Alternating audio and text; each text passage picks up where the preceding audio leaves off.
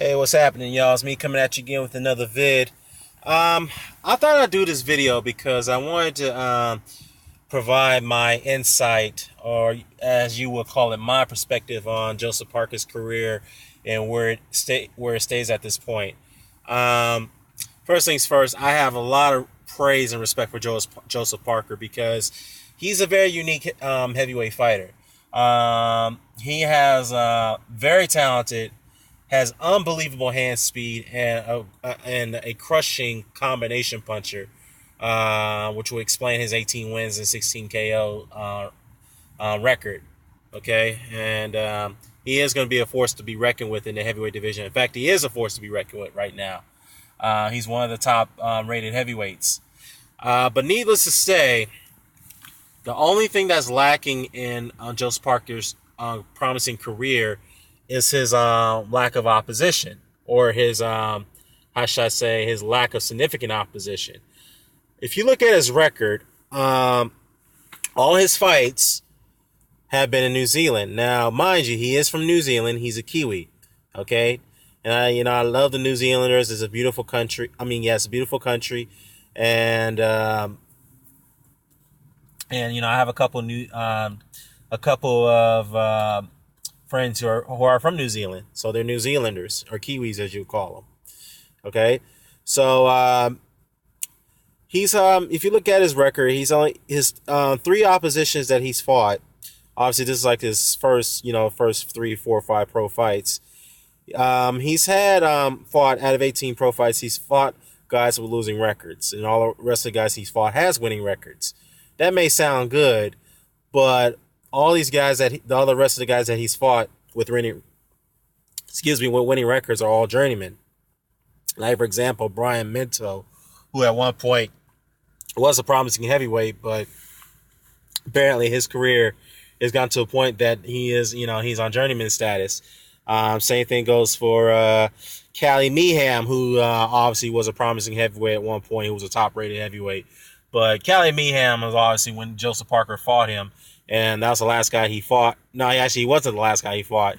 Cali Meehan was way over the hill before Parker knocked him out in the third round. So, yeah, I mean, could you say you want to give Parker credit for that win? Yeah.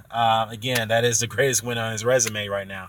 But, not to knock his resume, he is still a prospect. He's a top-rated heavyweight, and he's still got ways to go. Now, what came to my attention is that Mr. Boxing Today and Dilltown, we all had a conversation, and Parker came up. And Mr. Boxing Today had said that there was a lot of heavyweights, I'll say more than a handful of heavyweights out there, top-rated heavyweights, who were offered to fight Joseph Parker, but they all turned it down. In other words, it makes it look like they're all ducking him. And to be honest, I was unaware of that situation. I never knew such story ever existed. So, however, I did know that there was one particular heavyweight who was ranked high by the, well, not high, he is ranked in the top 15 by the WBC, who blatantly ducked Joseph Parker. That was Kiyotaro Fujimoto from Japan. Now, Fujimoto and Parker were signed up for a fight to take place last year, late last year. They were ready to go. The contracts were signed. However, when Parker knocked out a German opponent, Fujimoto out of nowhere calls Duco Events, who's currently promoting and managing Joseph Parker at this time. He calls Duco Events and called them and told them that he's no longer interested in the fight. He wants to drop out. Didn't provide an explanation whatsoever. So obviously that was a blatant duck. It was a cowardly move by Fujimoto. And again, I guess given the fact that Fujimoto has seen that knockout by Parker, by that German fighter, I can't recall his name, but it was a devastating knockout. And Fujimoto probably said to himself, like, nah, I don't want none of that work. Forget that. I'm not gonna risk my health to fight a guy like that. So if you want to talk about guys ducking Parker, that was a blatant duck by Fujimoto. Inexcusable. Given the fact that he actually signed on to fight Parker, they're ready to go. They're going to have the fight in New Zealand, and then he calls up Duco Promotions out of nowhere subsequently and just drops out of the fight, ducks it. But anyhow, back to Mr. Boxing Today's point. He referred to a particular story that was written by Stuff NZ. It says here, grab a couple quotes here.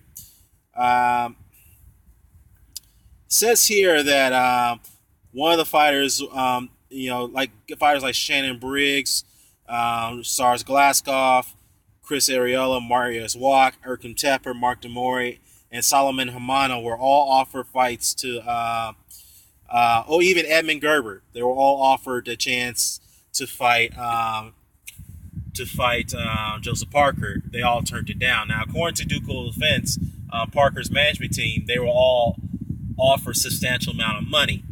Now, the same thing goes for Lucas Brown. Now, for what I've heard, Lucas Brown actually wanted to fight Parker, but the problem was Haddon, who was managing Lucas Brown at that time, didn't want that fight. So that's why that deal didn't get made. Now, I have a problem with this word substantial by Parker's management team, because they're claiming that we made substantial offers and nobody wants to fight our guy. They're trying to make him perceive. They try and make Parker to be perceived as if he's the boogeyman. Now, you know, guys, I don't like the word boogeyman, and I don't believe in boogeyman, because every man can be beat. Yes, there are fear fighters in boxing, but not every fighter is going to fear that particular fighter. Okay, I don't care who it is, including Mike Tyson, who was one time one of the most feared men on this earth. But Evander Holyfield wasn't scared of him. Hell no, he wasn't.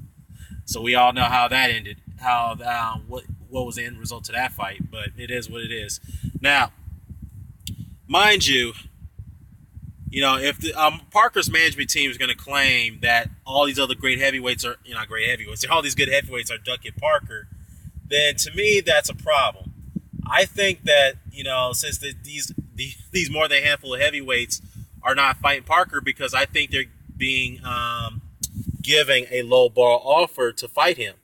So obviously, meaning low ball offers, I'm not sure what the exact amount is. Let's say Shannon Briggs took a fight and he got paid $500,000, and then all of a sudden Duco Promotions offered him $200,000 or maybe $100,000 to fight their guy, and he said, no, that's not going to work. I'm going to fight him, but you got to offer me more substantial money than that. So the bottom line is this: I think Duco Promotions doesn't have the money to give Joseph Parker good fights at this point. In fact, I will cite you Charles Martin after he beat Sars Glaskov. Given how that situation ended, Martin actually sought out a fight to go fight Parker. He was willing to come to New Zealand to fight him, but Duco Promotions couldn't raise the money. They don't have the capital to do it. Okay? So with that said, I just think that Parker, where his career is going at this point, is pretty stagnant. And I think what he's going to have to do now is that either get out of his promotion with Duco Events. From my understanding, he's already currently under contract with them. Now, correct me if I'm wrong in the comment section below, anyone, please.